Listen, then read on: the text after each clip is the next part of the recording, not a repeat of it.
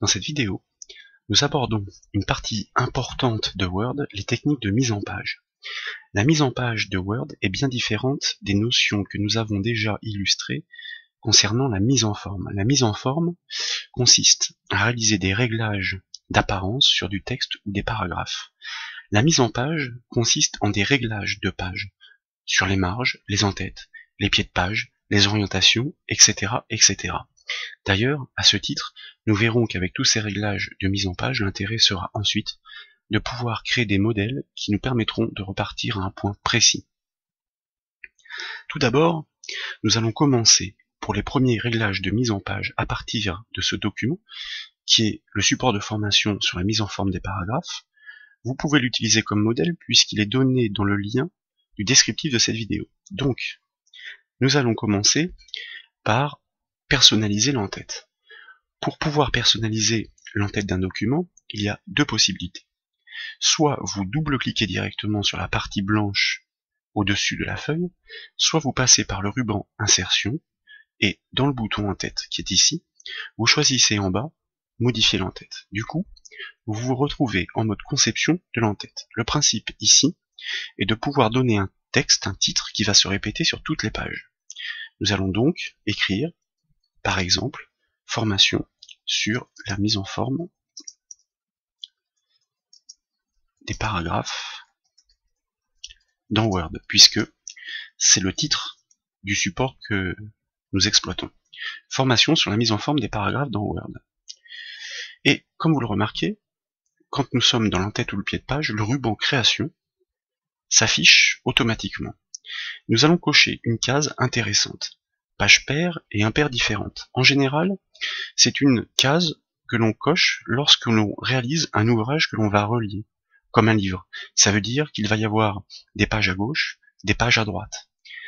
On va constater qu'il va bien y avoir une différence entre les pages paires et les pages impaires. Pour ce faire, nous allons mettre en forme notre texte dans un premier temps, en le sélectionnant, puis par le ruban accueil, nous allons le mettre en gras et l'aligner à droite. Pour valider cette en-tête, nous double-cliquons sur le document, nous avons bien notre titre qui apparaît sur l'en-tête. Par contre, si nous passons en page 2, puisque nous avons coché cette case, nous constatons que l'en-tête n'est pas répliquée. En page 3, page impaire, en revanche, nous avons bien notre titre qui est répliqué dans l'en-tête. Donc, nous allons nous occuper de l'en-tête des pages paires en récupérant le texte, puis, cette fois-ci, en double-cliquant directement dans l'en-tête de la page 2. Nous collons ce texte et nous allons conserver son alignement à gauche. Dès lors, si vous naviguez dans le document, vous devez constater que les pages paires ont bien un en-tête avec le titre aligné à droite, les pages impaires, pardon, les pages paires alignées à gauche. C'est bien ce que l'on peut remarquer sur ce document en le faisant défiler. Pour parfaire la présentation, nous allons ajouter une image dans cette en-tête.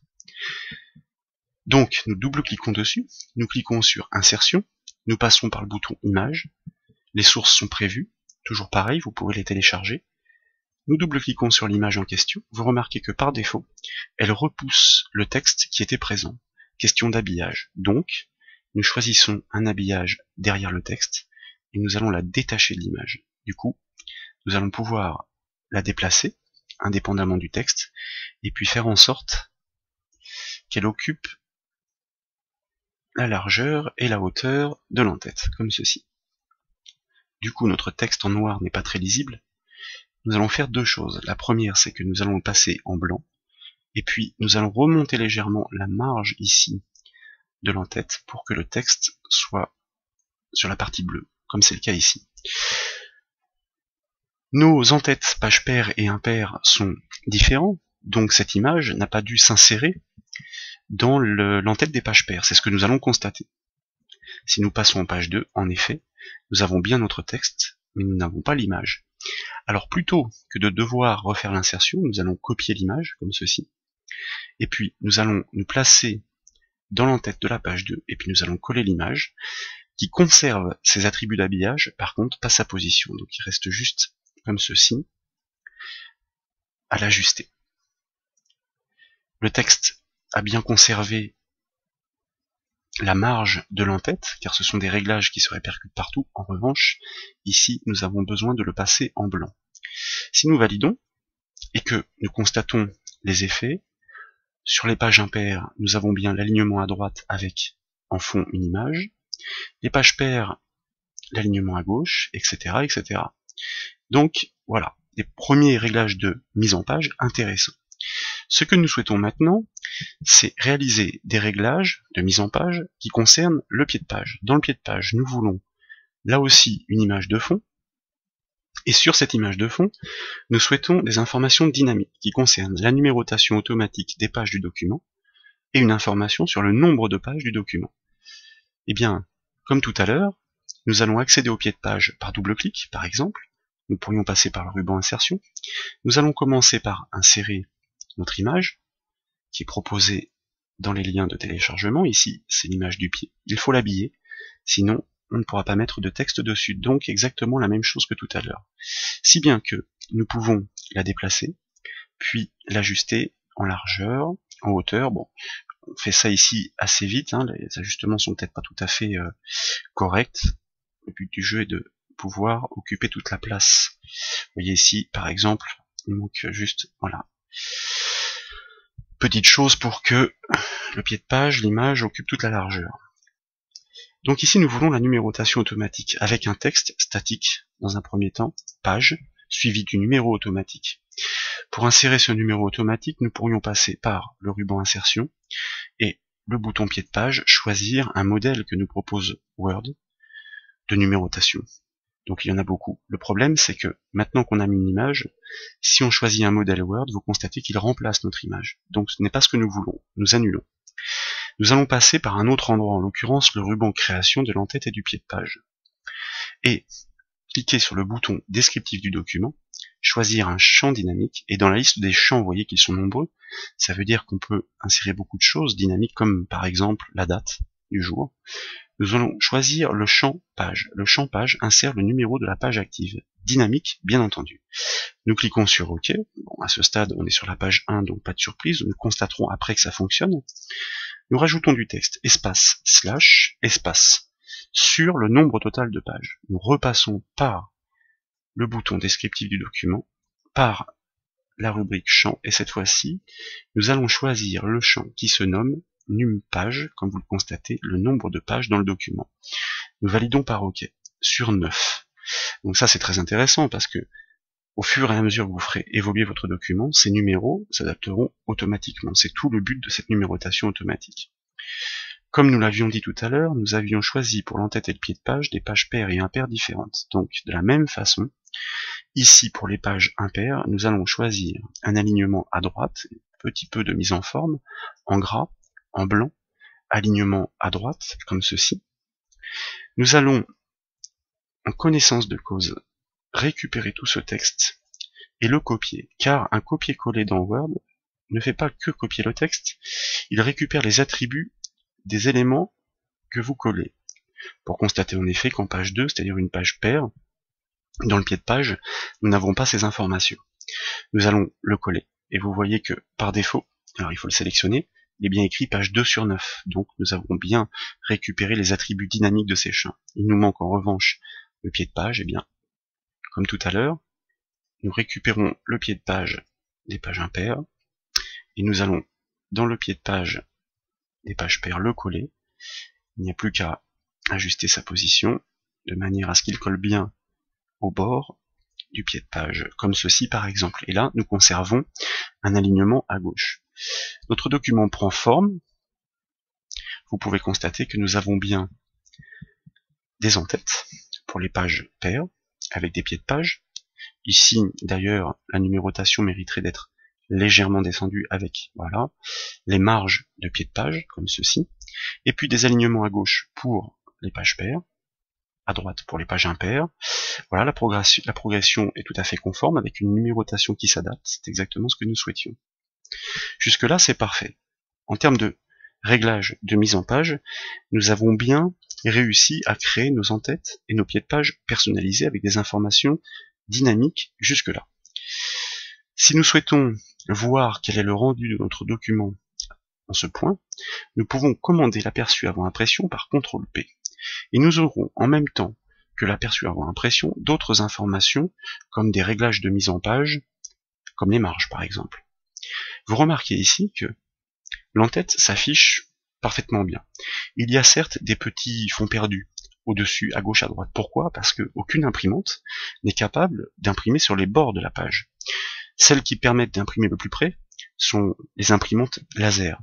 Par contre, en ce qui concerne le pied de page, comme vous le voyez, il est beaucoup tronqué. On ne le voit pas. Alors, soit on joue sur les marges, soit on retourne dans le pied de page du document et on va jouer sur la hauteur du pied de page de manière à le remonter. Effectivement, notre imprimante ici, qui est sélectionnée par défaut, ne peut pas, en l'état actuel, imprimer notre document avec le pied de page visible. Si par contre ce document est destiné à être numérisé, par exemple dans une version PDF pour être partagé sur les sites web ou les réseaux, bien à ce moment-là, nous allons choisir un format PDF ou encore XPS de Microsoft. Et là vous remarquez qu'en version écran, pas de souci. En termes de mise en page, nous avons l'intégralité de notre en-tête et de notre pied de page. C'est ce que nous souhaitions. L'aperçu nous convient parfaitement. Donc, nous le conservons. Ensuite, nous allons aborder d'autres notions importantes de mise en page. Le but du jeu ici est de voir comment il est possible au sein d'un document de changer l'orientation des pages indépendamment les unes des autres. Alors, pour le cas pratique, ici, ce que nous souhaiterions faire, c'est que nous avons une introduction de document. Nous souhaiterions, avant le premier titre, créer une nouvelle page vierge avec une présentation des rubriques à venir qui soit orientée en paysage, indépendamment de toutes les autres pages du document qui resteront en portrait. Donc paysage, c'est la feuille de papier à l'horizontale et portrait à la verticale.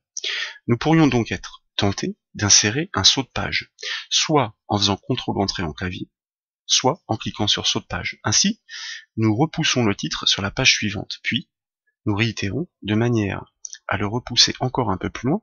Au passage, vous remarquez que la numérotation et le nombre de pages totales s'adaptent, c'est parfait. Et nous obtenons bien une page vierge entre le texte d'introduction et les rubriques de titre. Du coup, si nous nous plaçons sur la page 2, nous souhaitons, par le ruban disposition, choisir une orientation pour cette page, paysage. Mais, lorsque nous validons, vous remarquez que toutes les pages sont affectées. Ça veut dire que nous n'avons pas réussi à le faire indépendamment pour cette page. De plus, la structure avec la mise en forme et la mise en page des entêtes et pieds de page est cassée. Donc, nous annulons. Effectivement, lorsque vous souhaitez changer l'orientation de vos pages en plein milieu du document, ce n'est pas un saut de page qu'il faut, c'est un saut de section, avec un saut de page, certes. Un saut de section va indiquer à Word que vous changez de section, et que cette nouvelle section aura une mise en page différente. Elle ne va donc pas récupérer les attributs qui ont été réglés auparavant. Pour insérer un saut de section, il faut passer toujours par l'onglet Disposition, et dans les sauts de page ici, vous allez choisir dans la rubrique saut de section un saut de section page suivante. Comme tout à l'heure, 2 fois, puisque nous souhaitons créer une page vierge au milieu. Donc nous avons bien notre titre sur la page 3, notre page vierge en page 2, et le début du document en page 1. Vous remarquez ici qu'il est écrit saut de section page suivante grâce au caractère masqué, ce qui ne s'imprime pas. Du coup, si maintenant nous nous plaçons en page 2, que nous changeons l'orientation de la page, vous remarquez qu'elle est seule à être affectée. Ça veut dire que avant et après, nos pages gardent bien une orientation portrait. C'est ce que nous voulions. Du coup ici, l'entête pour cette page en paysage, qui est une page de titre, n'est plus adaptée, donc nous le supprimons, parce que nous voulons faire quelque chose de particulier sur cette page. Alors là, on va faire assez vite. C'est pour l'illustration, on va insérer une forme dans laquelle on va écrire un texte. Par exemple, une forme comme celle-ci, ça nous ira très bien.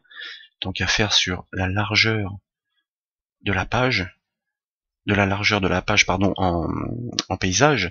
Bon, là je suis allé un petit peu trop loin en même temps que je commentais, mais c'est pas très grave, hein, on va réajuster en temps réel. Il suffit de la redimensionner comme ceci et puis de la repositionner, voilà, et ensuite on va l'élargir quelque peu. Éventuellement nous pourrions être tentés de la redescendre. On fait en sorte qu'elle soit positionnée à peu près au milieu en largeur et en hauteur. Donc là elle mériterait d'être descendue un petit peu. Donc c'est une page de titre qui annonce les rubriques suivantes. Pour ajouter un texte dans une forme, on clique avec le bouton droit de la souris sur la forme, on choisit ajouter du texte, et ici on annonce ce qui va se passer, les retraits de paragraphes. Alors le texte est un peu petit, donc première chose, on le sélectionne, ruban accueil, on va le mettre en gras, et puis on va choisir une taille de police suffisante, comme ceci par exemple, et lorsqu'on valide, voilà, ça ressemble à quelque chose. Si on commande l'aperçu avant impression, vous remarquez, c'est très intéressant que, du coup, on a bien, effectivement, notre page 1, notre page impair, avec les alignements à droite dans les en-têtes, et pied de page, et puis un saut de section, donc une page avec une orientation paysage, et puis un saut de section, on reprend le fil de notre orientation portrait, et vous remarquez que nous n'avons pas perdu la numérotation, même si elle n'est pas présente sur cette deuxième page, on passe bien en page 3, sur 11, etc., etc. Donc voilà une technique qui permet de changer l'orientation des pages au sein d'un document. Il faut savoir donc que c'est une technique de mise en page, qu'elle n'est possible que par le biais des sauts de section page suivante.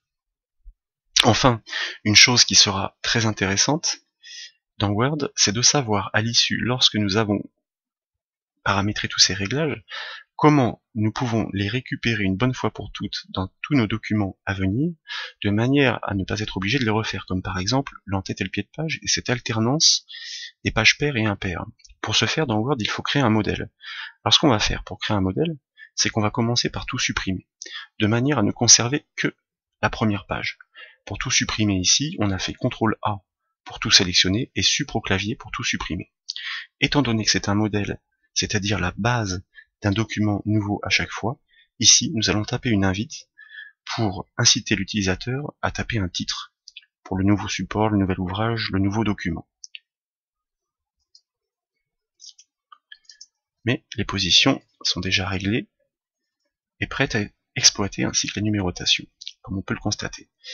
Très bien, nous souhaitons donc en faire un modèle. Pour en faire un modèle, il y a une petite manipulation particulière, nous passons par Fichier, Enregistrer sous, et Parcourir. Jusque-là, rien de nouveau. Ce qui change, c'est ici.